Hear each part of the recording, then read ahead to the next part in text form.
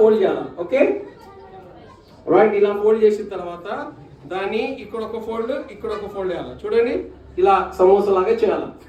Okay ఈ సమోసా లాగా చేసిన తర్వాత దీన్ని రోల్ చేయాలి. అట్లా ఇట్లా రోల్ చేయండి. చూడండి ఓకే ఈ రోల్ చేసిన తర్వాత వెనకకి తిప్పి ఇక్కడ ఒక ఫోల్డ్ ఇక్కడ ఒక ఫోల్డ్ పెట్టాలి.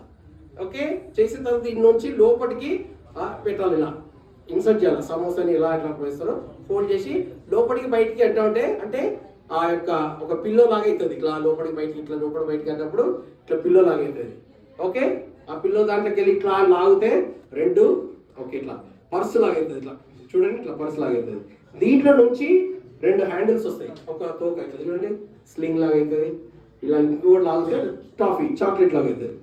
ఒక సైడ్ తోకలాగా పెట్టి ఇంకో సైడ్ ఏం చేయాలంటే ముడి వేయాలి. ఇట్లా పట్టుకొని ఈ వైపు ఇట్లా పట్టుకొని ఇది ఇట్లా పట్టుకొని ఇట్లా ముడి వేయాలి. ఓకే ఇలా ముడి వేసినప్పుడు రైట్ ఇలా చూస్తే ఇలా ముడి వేసి ఇలా ప్రెస్ చేసినాం అనుకో రెండు చూపులు వచ్చేస్తాయి. తోక వచ్చేస్తుంది.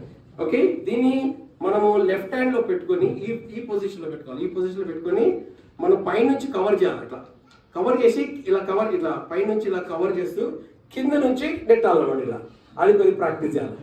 ఓకే కింద నుంచి ఇలా నెట్టాలన్నమాట. అర్థమవుతుందా? అది చాలా క్విక్ ఉండాలి. ఎలా అవుతుంది అనుకుంటున్నాం? ఎట్లా మనం ఎక్కువ శబ్దం చేయాలి. ఇలా పెట్టి ఇలా చేస్తే ఉరుకుతుంటుంది. సో ఇది కొద్ది ఇట్లా ఇది ప్రాక్టీస్ చేయాలి. ఇది చెయ్యి మూవ్ కావద్దు, ఓన్లీ ఫింగర్సే మూవ్ కావాలి. అర్థమైందా? ఫింగర్స్ ఇట్లా మూవ్ కావాలి. ఇట్లా బాగుంది కదా ఇట్లా. అది పిల్లలు ఇష్టపడతారు. ఇక్కడ ఉన్న పిల్లలకి